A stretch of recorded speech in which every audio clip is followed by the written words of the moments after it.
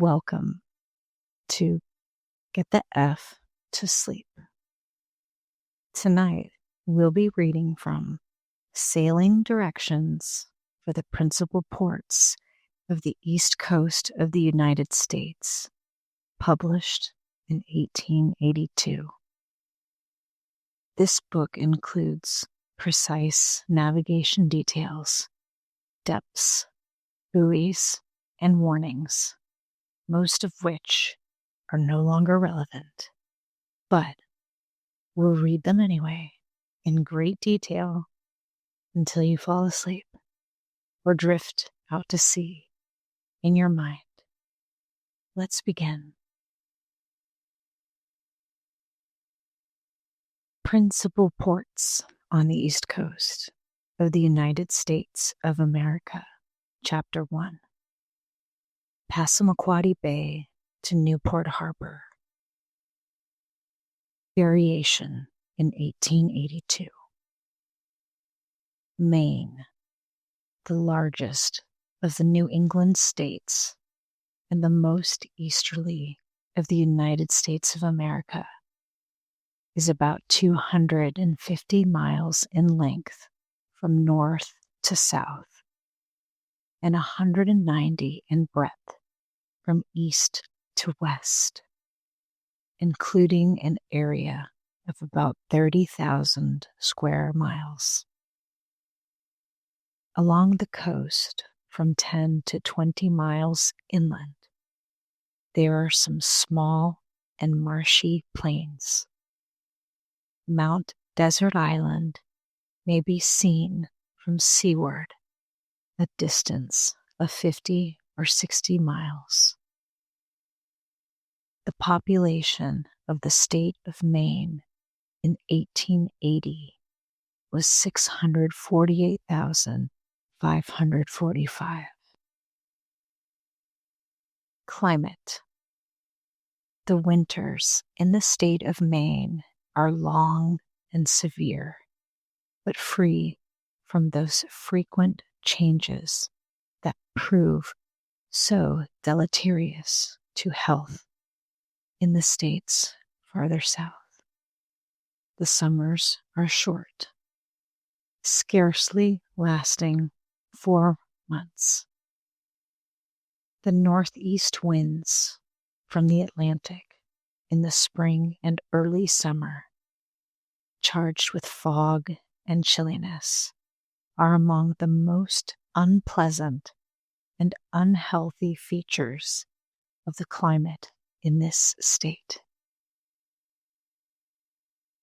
Coast.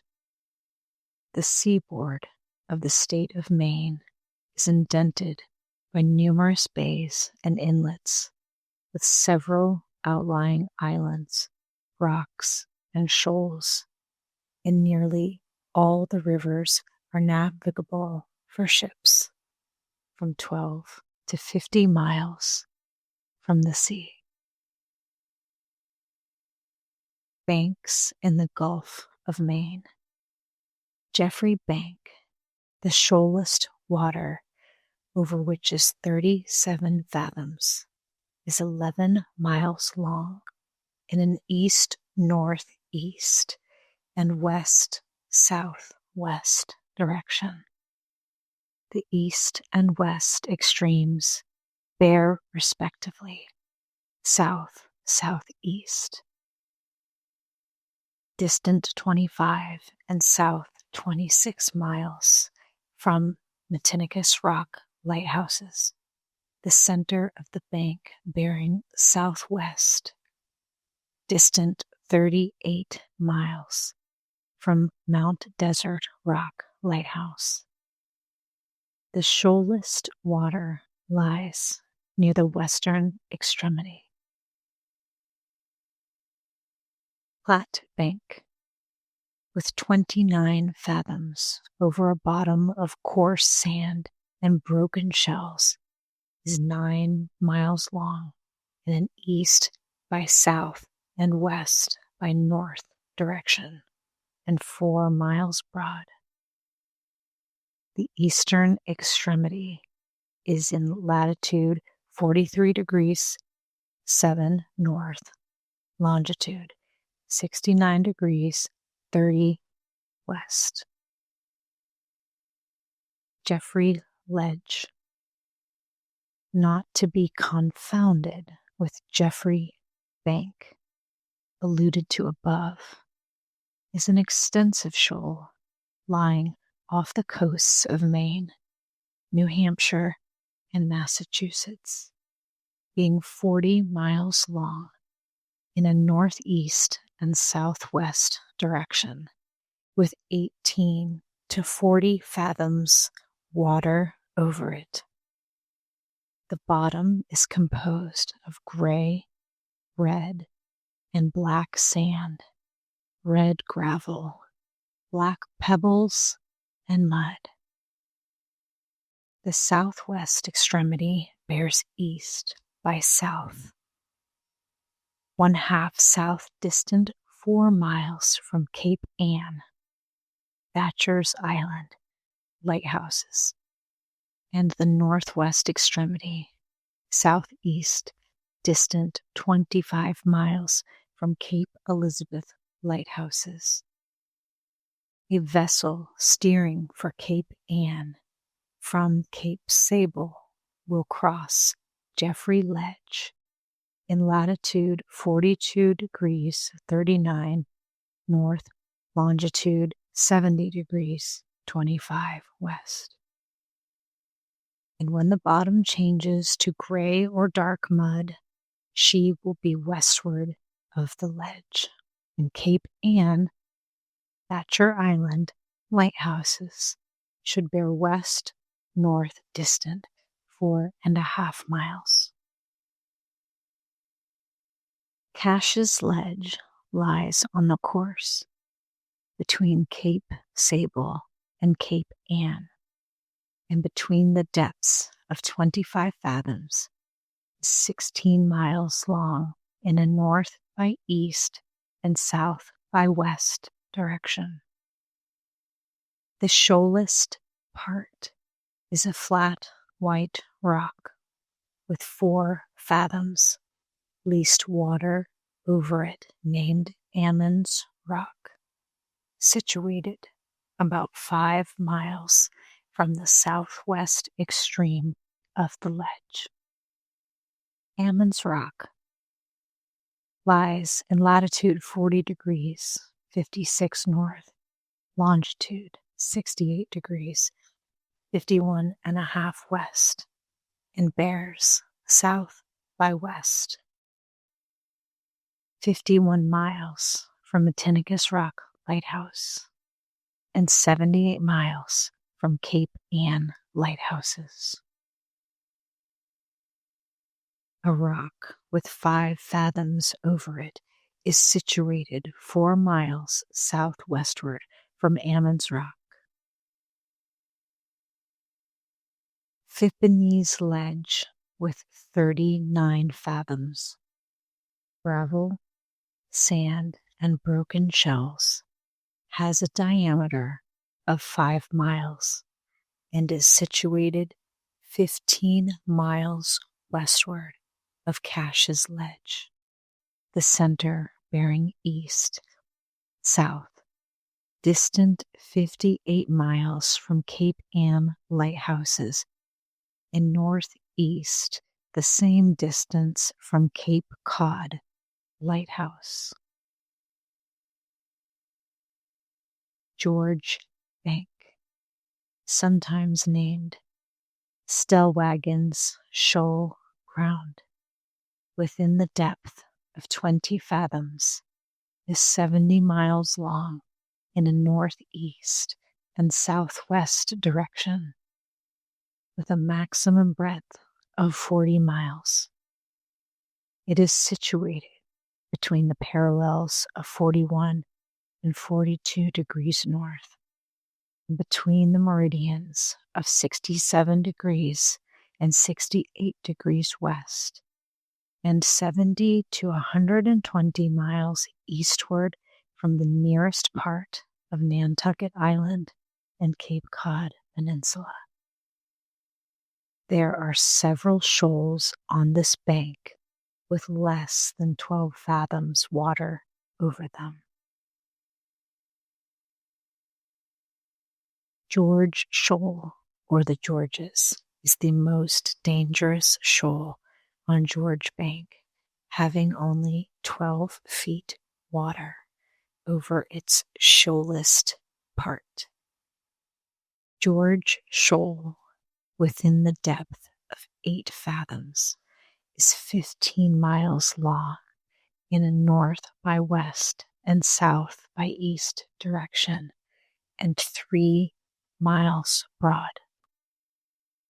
The shoalest part lies on the eastern edge and midway between its north and south extremes, being in latitude 41 degrees north and longitude 67 degrees west.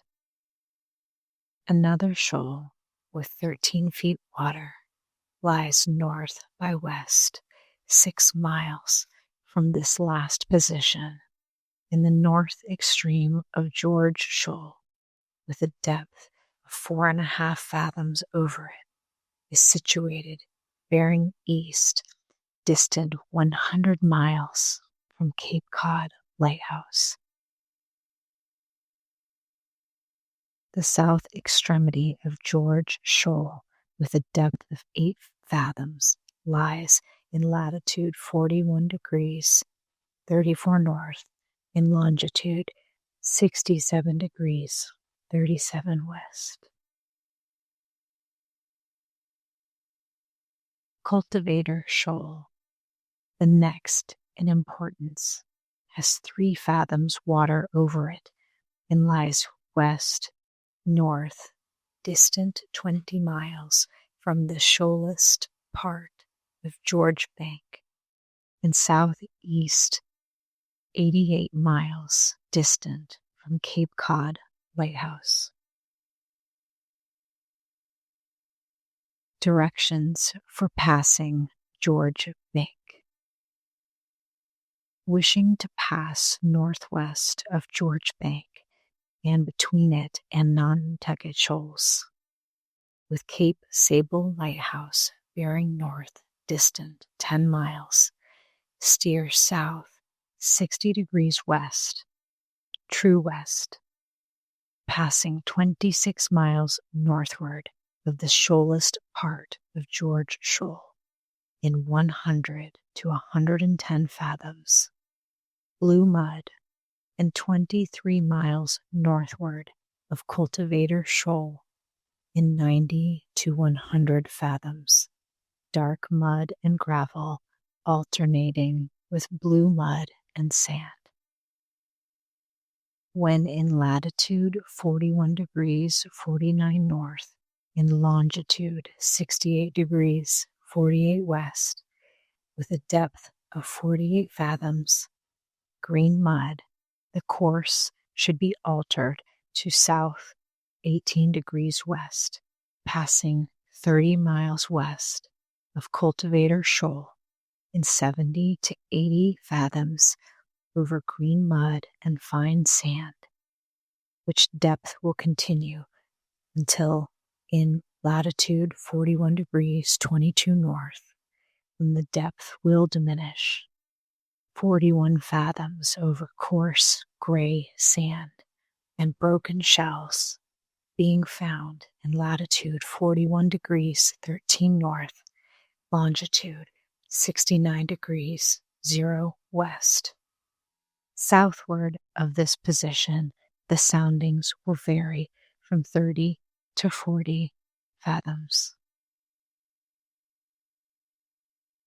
The above courses lead east of Phelps Bank and Fishing Rip. If wishing to pass westward of these banks, when in latitude 41 degrees 49 north, longitude 68 degrees 48 west, steer south 38 degrees west, gradually diminishing the depth until in latitude 41 degrees 12.5 north, longitude 69 degrees 24 west, where the depth will be 23 fathoms over white sand and broken shells. From this position, the course is southwest by west and distance 26 miles to Nantucket, New South Shoal, light vessel, crossing the south tail of Davis Bank in 6 fathoms. From the light vessel, follow the directions given in page 66. To pass southeastward of George Bank, with Cape Sable Lighthouse bearing north distant 10 miles. As before, steer south 32 west, which will lead 32 miles southeastward of the shallowest part of George Shoal in 23 to 30 fathoms, white fine sand.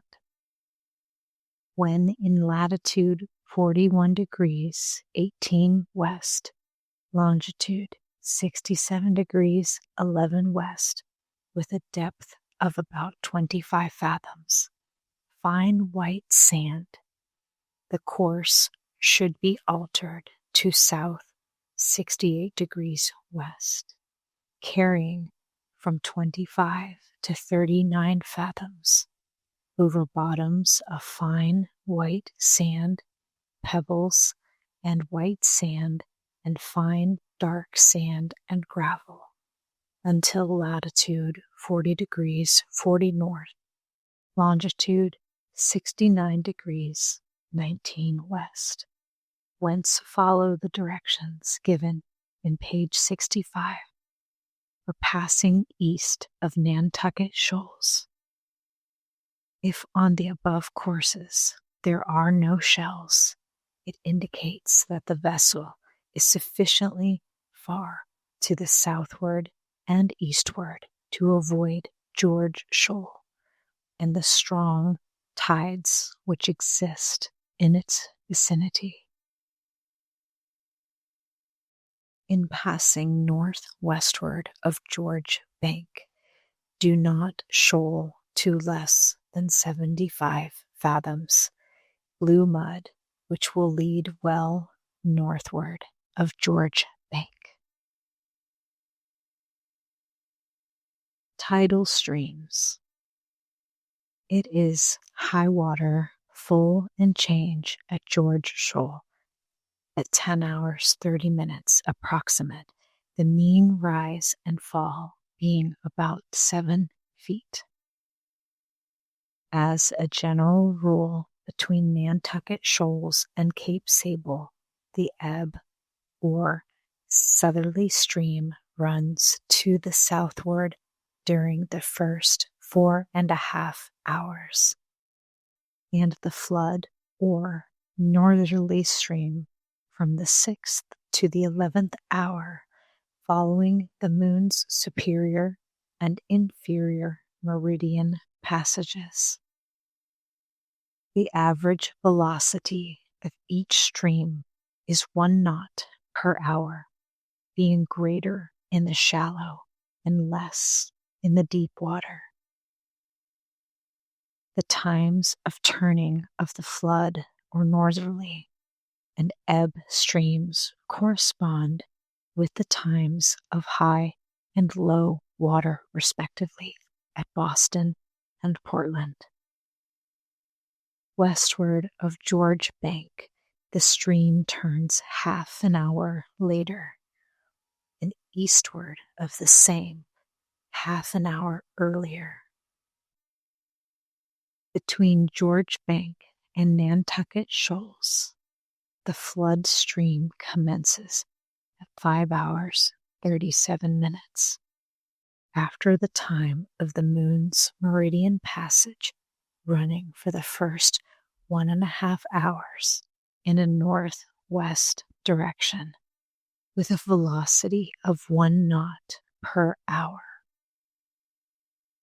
For the next 3 hours, the direction is north by west at the rate of 1.5 knots, and during the last quarter, north by west, 1 knot. At 11 hours 55 minutes after the moon's meridian passage, the ebb stream commences, running southwest for the first quarter at the rate of 1 knot, south by west at the rate of 1.25 knots for the next 3 hours, and west southwest 1 knot per hour during the remaining quarter. On the southern edge of George Bank, at 5 hours 7 minutes after moon's meridian passage, the northerly stream runs northwest 1.5 knots for the first 1.5 hours. It then runs north by west at the rate of 2 knots for the next 3 hours, and northeast 1.5 knots per hour for the remaining 1.5 hours, turning to the southward at 11 hours 19 minutes after the moon's meridian passage and running southeast 1.5 knots per hour for the first quarter. For the next 3 hours, its direction is southeast 2 knots and southwest 1.5 knots for the remaining quarter. Between George and Brown Banks, the direction and rate of the northerly stream is as follows. Commencing at 5 hours 2 minutes after moon's meridian passage, it runs northwest 1 knot during the first quarter, and north-northwest 1.25 knots the second and third, and northeast 1 knot during the last quarter. At 10 hours 50 minutes after moon's meridian passage, the southerly stream has made setting southeast at the rate of 1.25 knots for the first 1.5 hours, southeast 1.25 knots during the next 3 hours, and south by east 1 knot for the last 1.5 hours. The above times may be 22 minutes too early or late, and the rates too small or large by 1/5, owing to the tidal irregularities. Strong and well-defined tide rips and overfalls during the strength of both streams will be found between the parallels of 42 and 43 degrees north and between the meridians of 66 degrees and 68 degrees 30 west.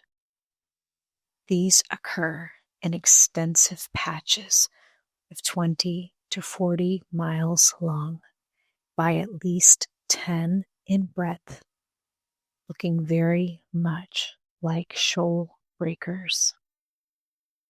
A relation seems to exist between the tidal streams and the swell, the latter having been observed to increase regularly with the flood or northerly and subside with the ebb or southerly stream.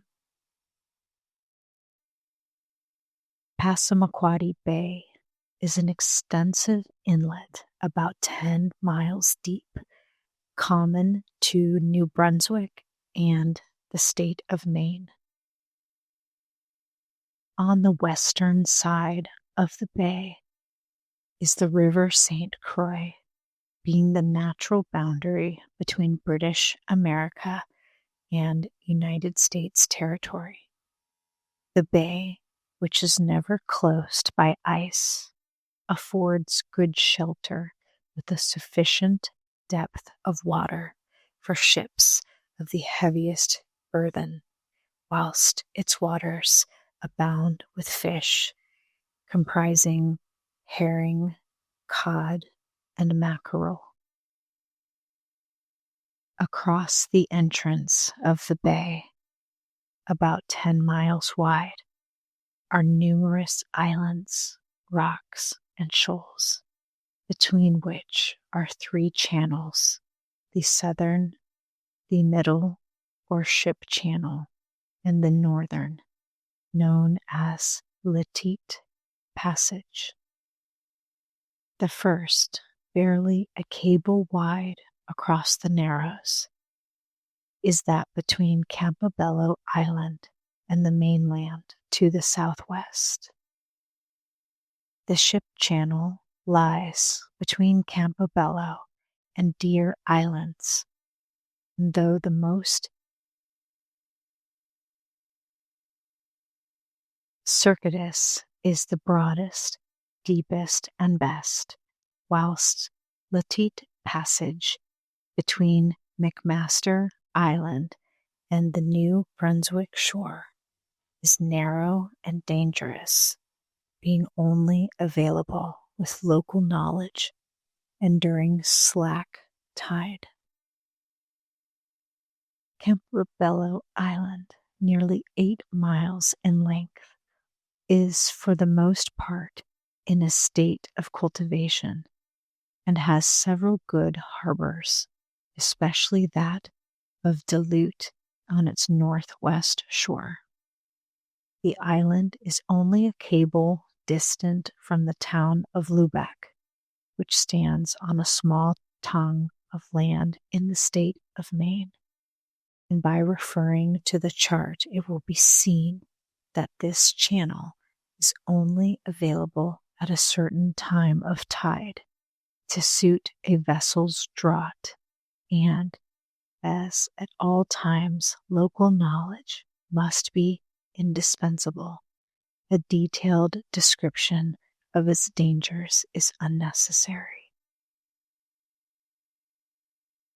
With the exception of the southwest shore, and the salient points of the island are steep to and may be safely approached to 1 or 2 cables. On the eastern coast, Herring Bay, Schooner, and Mill coves are well adapted for temporary anchorages, but when making for the latter, care must be taken to avoid a 3/4 fathom patch about 2 cables off the north shore of the cove. Eastport.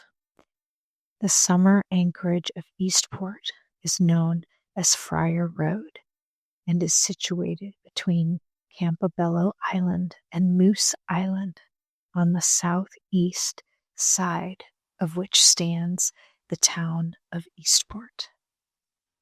This anchorage is exposed to the northeast and is not safe during a gale from that quarter. Broad Cove on the south side of Moose Island affords good anchorage and 7 to 8 fathoms, water sheltered from all winds and easy to access. Tides.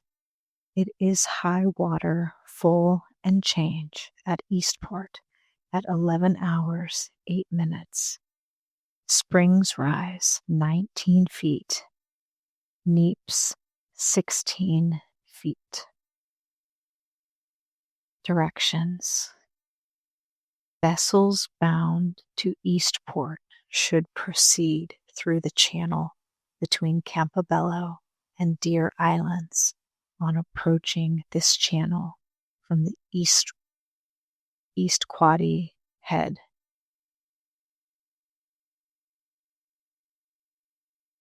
Which is a rocky, precipitous headland covered with stunted trees and a rocky islet about 30 feet high, just clear of the head with a lighthouse on it, will be seen pass at a distance of 2 cables north of the islet, then steer to the southwest, keeping about a quarter of a mile from the Campobello Island shore, and anchor either in Friar Road abreast Eastport or proceed to the anchorage in Broad Cove. West Quoddy Head, the easternmost point of the seacoast of Maine and the south entrance point to Lubeck, narrows. Southern channel leading to Eastport is high and wooded, with the exception of the summit, which has only decayed stumps of trees. The lighthouse, which stands near the eastern extremity of West Quoddy Head, is painted with red and white horizontal stripes and exhibits at an elevation of 133 feet above high water a fixed white light which should be seen in clear weather from a distance of 17 miles.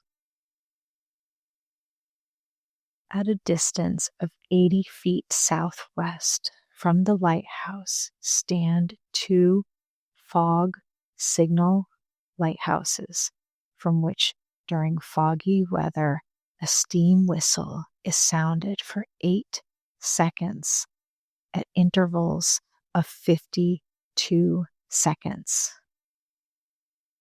Should the fog whistle be disabled, a bell will be rung. A lifeboat is stationed at West Quoddy Head. The tides.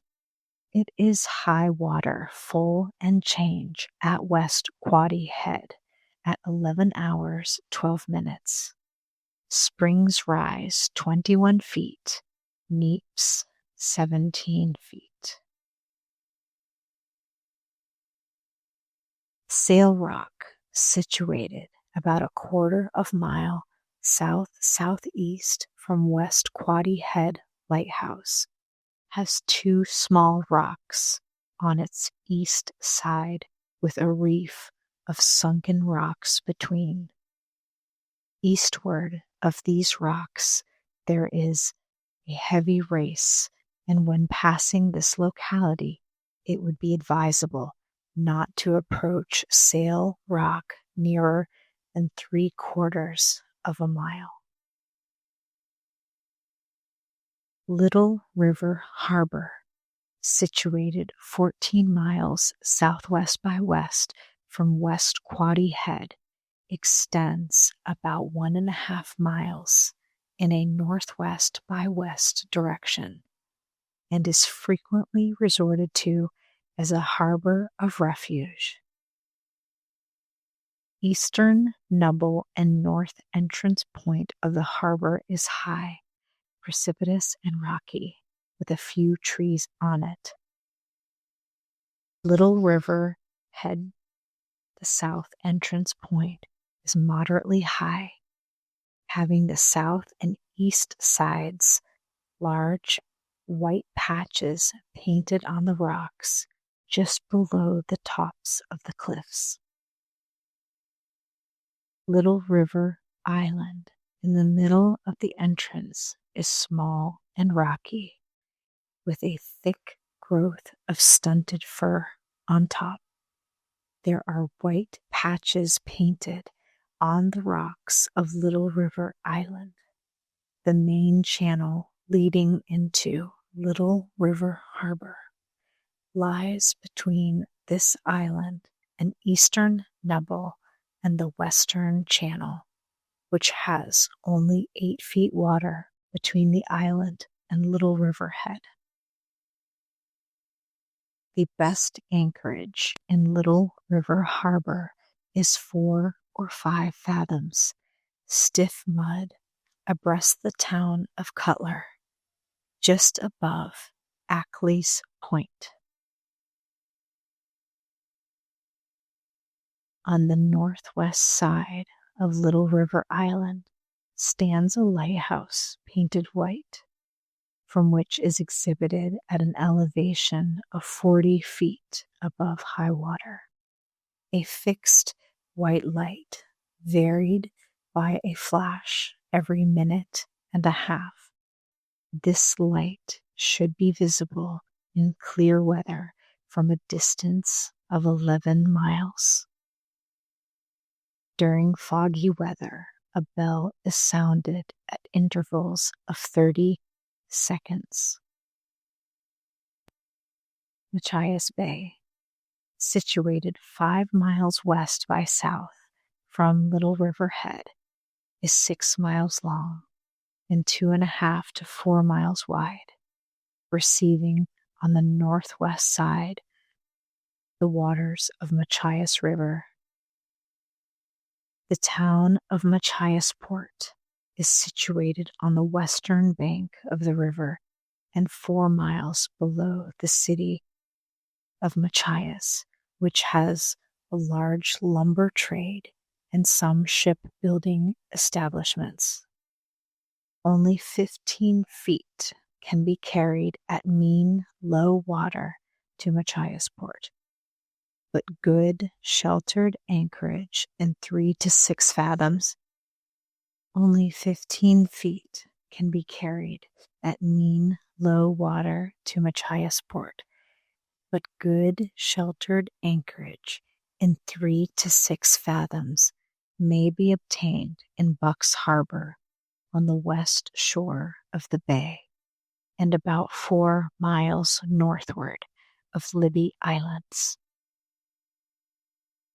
Cross Island, situated on the eastern side of the main entrance to Machias Bay, is 2 miles long east and west, 1.5 miles broad, and steep on its south side.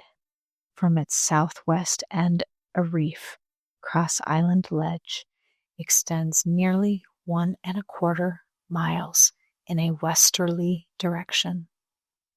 There are 3 small islets near its eastern shore. The northernmost, named Scotch Island, lies on the south side of the entrance to Cross Island Narrows, which is about 1/2 mile wide and should not be used unless with local knowledge.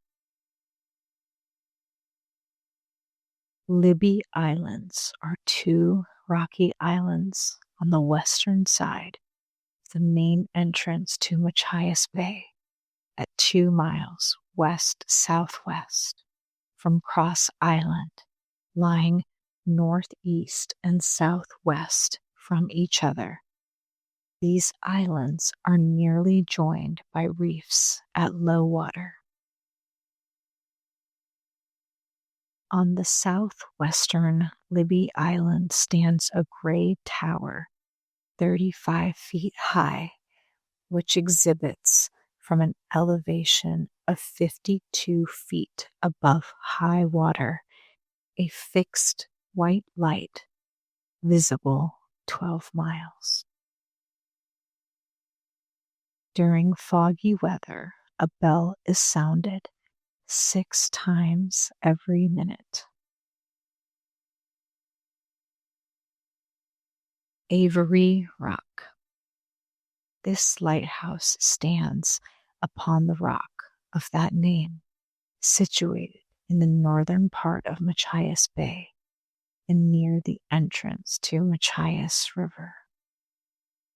The square white tower surmounts the keeper's dwelling of the same color and exhibits from an elevation of 68 feet above high water a fixed red light visible 14 miles. In foggy weather, a bell is sounded, giving 2 strokes in quick succession, alternately with a single stroke at intervals of 30 seconds.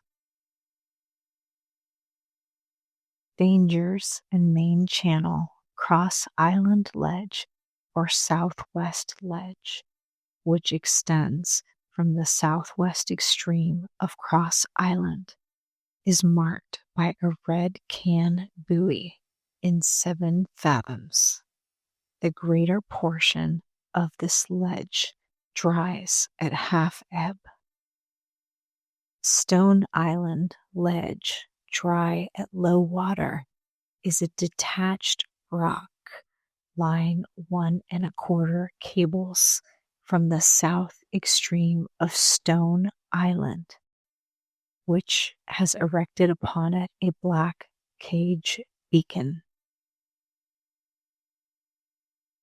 Seashore Ledge, dry at low water, extends 1/4 mile from Howard Point, situated on the west side of the bay, and 1¼ miles southward from Bucks Harbor. Its southeast extreme is marked by a black spar buoy placed in 5 fathoms, between which and Bucks Harbor the shore is foul. A rock with 3 fathoms water on it is reported to lie east-southeast, about 1 mile distant from Bucks Harbor. A sunken rock is said to lie west-northwest, about 1 mile from Northern Harbor in Cross Island. Directions: main channel. Bring Stone Head, a conspicuous white bluff on Stone Island, situated about a mile northward of Libby Islands, to bear northwest, and steer for it on that bearing until the lighthouse on Libby Island opens north of the northeastern of those islands, whence steer north-northeast for Avery Rock Lighthouse. When Bucks Harbor is open, steer for it, passing northward of a small islet at the entrance, the outer of Buck's Head Ledges. Proceed through the middle of the passage for Buck's Neck and anchor in 3 to 6 fathoms in outer Bucks Harbor. A lifeboat is stationed at Cross Island. Ice. In severe winters, Machias Bay is usually frozen entirely from the latter part of January until that of February. To sailing vessels, navigation is rendered difficult during the months of January, February, and March. Englishman Bay is contained by Cow Point on the east and Kelly Point on the west, being fronted by numerous islands lying between Libby Island and Mistake Island, the southernmost of the Head Harbor group, situated west-southwest, distant 9 miles from it. The bay affords anchorage for all classes of vessels in various parts, but the best shelter for vessels of moderate draught is in the northern part of the bay, under the north side of Roque Island, which may be approached on either side, but the eastern side is the clearest of danger. Light. Mouse Peak. This lighthouse, usually known as Head Harbor and sometimes Musabee Lighthouse, is erected on Mistake Island, which forms the southern side of Head Harbor. It is a white tower, 40 feet high, exhibiting from an elevation of 65 feet above high water. A flashing white light, the intervals between the white flashes being half a minute. The light is visible 13 miles, except between the bearings of southeast and east and southeast south. An automatic whistling buoy is moored south by east, distant 2 miles from Moose Peak Lighthouse. Roque Island, situated near the middle of Englishman Bay, is 1 3/4 miles long north and south and 1.5 miles broad.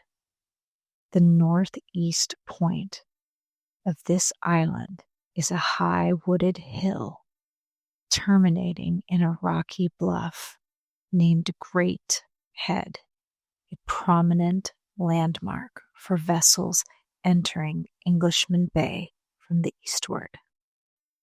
Squire Point, the northwest extreme of the island, is low, flat, and grassy, backed by thin woods.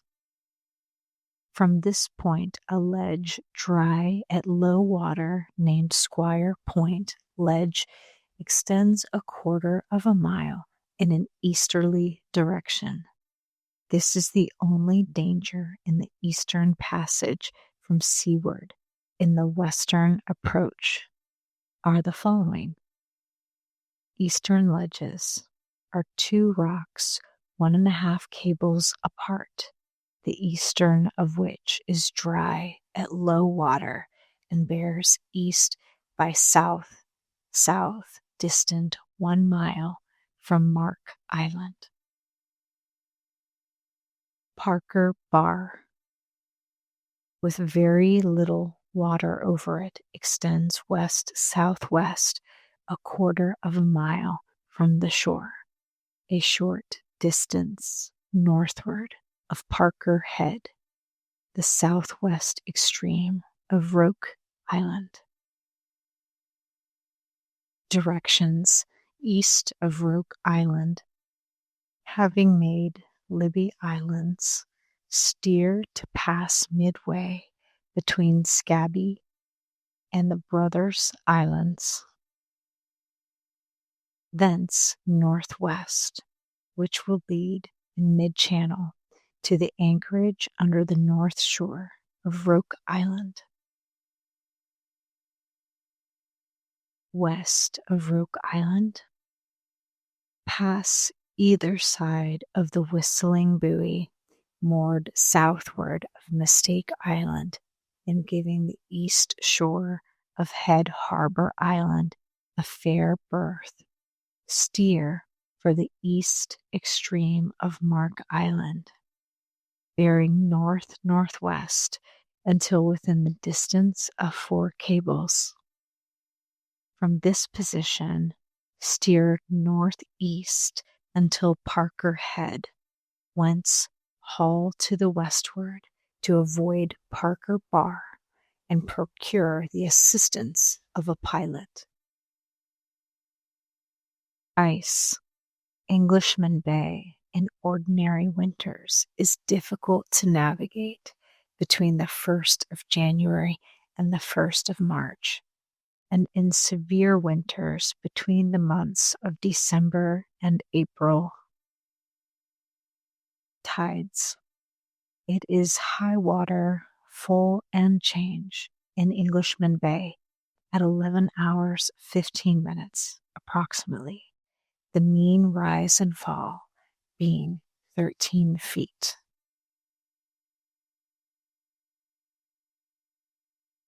Moosabec Reach is contained between Kelly Point on the east and Cape Split on the west, and is partially sheltered from seaward by the numerous islands which lie between Mistake and Nash Islands. This passage is much frequented by coasters, there being 15 feet at low water on the bar near Kelly Point. The best anchorage for large vessels in this vicinity is on the west side of Great Wass Island between Slate, Ram, and Beale Islands. Brownie Island is situated half a mile northward from Fisherman Island, the south extreme of which bears southeast by east, distant 6 miles from Nash Island. Fisherman Island Passage. There are several channels between numerous islands on the south side of Moosaback Reach, which may be used in case of necessity. Care, however, is necessary to avoid the ledge that partially obstruct these channels. Fisherman Island Passage, the easternmost and best approach to the above anchorage, leads between Crumple, Fisherman, Brownie, Ram, and Norton Islands on the east and outer sand, inner sand, Driscoll and Stephen Islands, and Duck Ledges on the west. This passage is tolerably wide, with not less than 5.5 fathoms of water throughout, until abreast Harwood Island, where depths of 16 feet will be obtained. Nash Island is nearly 2 cables in diameter and joined at low water to Cone Island. It lies south of Pleasant Bay and at the west extreme of Moosaback Reach. On its summit is erected a white tower surmounting the keeper's dwelling, which exhibits at an elevation of 47 feet above high water a fixed red light visible 12 miles when bearing from northwest by north and southwest by west. Dangers in Fisherman Island Passage. On the east side are the following dangers, with their bearings and distances from the north extreme of Brownie Island. Seahorse Rock, dry at half ebb, southwest 3/4, 1 2/3 miles, Western Egg Rock, dry at half ebb, southwest 1/4 south, 1 mile.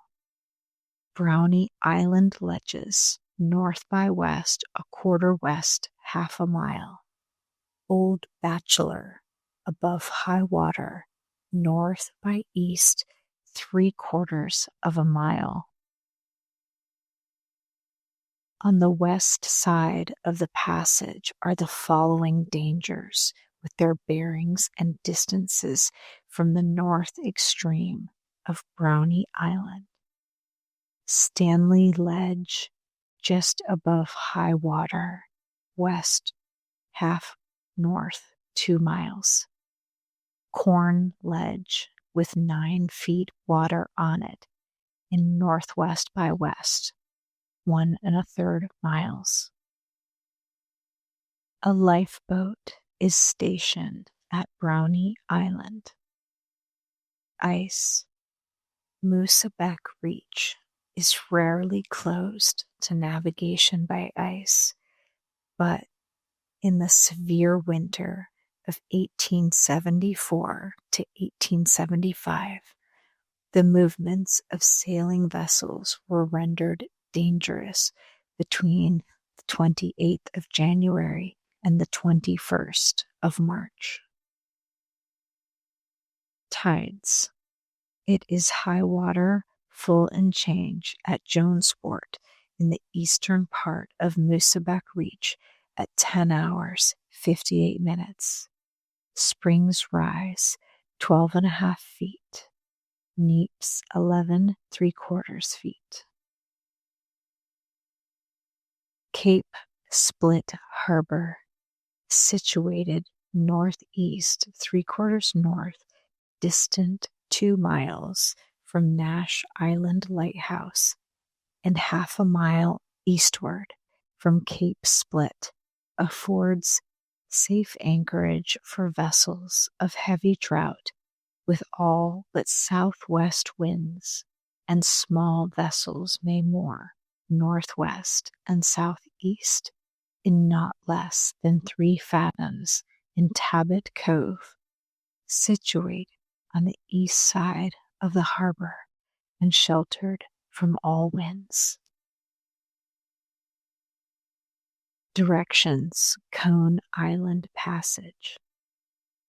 With the western entrance point of Cape Split Harbor bearing north 1/4 east, distant 3 miles, a vessel will be about 1/2 a mile westward in the south extreme of flat island ledges in 16 fathoms water, when northeast course should be steered until the north extreme of the ladle bears southwest by west, distant 4 cables, thence north-northeast for the harbor, anchoring as convenient within the entrance. Pond Island, conspicuous by its conical summit and lighthouse, is situated 3.5 miles westward of Nash Island, and between them is the common entrance to Pleasant and Narraguagus Bays. The latter contains good anchorage in 3 to 5 fathoms under the north side of Trafton Island, situated in the middle of the bay. Beyond this, strangers should take a pilot. The town of Millbridge is situated 4.75 miles northward from Pond Island, whence supplies and water may be obtained. Ship's Stern Island, indicated by its name, and a useful steering mark, lies 1.5 miles northwestward from Nash Island. This lighthouse is erected on the southeast extreme of Pond Island. Its white tower, surmounting the keeper's dwelling of the same color, exhibits an elevation of 45 feet above high water. A fixed white light, visible 12 miles. In foggy weather, a bell is sounded in answer to signals from passing vessels. Dangers: Jordan's Delight Ledge, a sunken reef marked by red spar buoy, extends 1 mile southward from Jordan's Delight, a small islet situated 1 mile south of Pond Island. Pond Island Ledge, with 3 feet water over it, extends 1.5 cables from the north extreme of that island and is marked by a black spar buoy placed 2.25 fathoms. Trafton Island Ledge, awash at half tide, lies off the northeast extreme of that island, eastward of the anchorage, and has erected upon it a red beacon. That will conclude our reading for this evening. If you're still awake, you've either developed an unhealthy fascination with coastal navigation, or you're just built differently. Either way, rest well. Now, get the F to sleep.